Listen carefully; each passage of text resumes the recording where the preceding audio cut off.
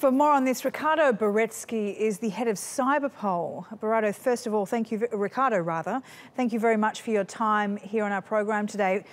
Theresa May said things need to change in the way that we tackle extremism and terrorism. What do you make of May's call to get rid of safe spaces, in particular, on the internet? What will that entail exactly? I think that is really precisely the problem, as you pointed out.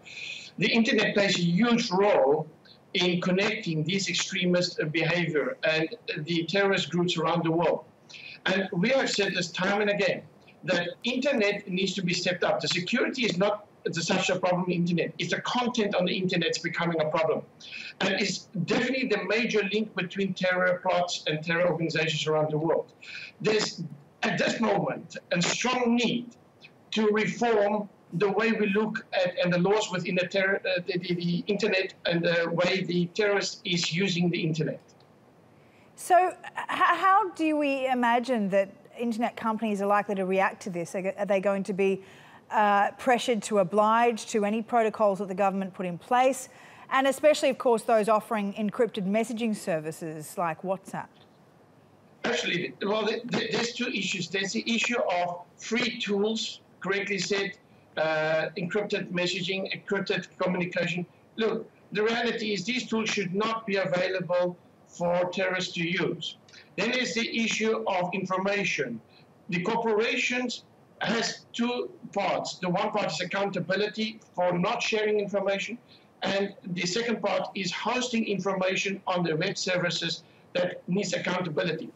The question we should ask is, well, the terrorist organizations is accountable. Why are we not keeping accountable also the content? There should be an absolute policy in place that any information related to terror organizations is not distributed on the World Wide Web and with immediate effect shut down. We have called this in the past, but the reality is that unfortunately the ears is not listening, and a lot of those warning signs have been dropping on deaf ears in the last 4 years. An urgent reform needs to be taken place to realize that the internet needs cleaning up.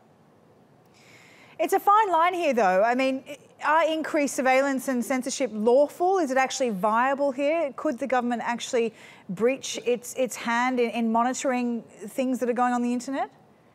Well, actually, look at the logic of this. When content is extremist behavior and a person on the web, shouldn't the provider alert at least the authorities of such content being posted and who has posted it? The second point is, should such content then be allowed, which is psychologically harmful to the people? The reality is here, anything that is affecting the well-being of a human being, the psychological effect is a kind of warfare. And such material should not exist on the internet. Okay, we'll leave it there for the time being. Ricardo, thank you very much for your time this evening. Ricardo Baretzky there from CYBERPOL.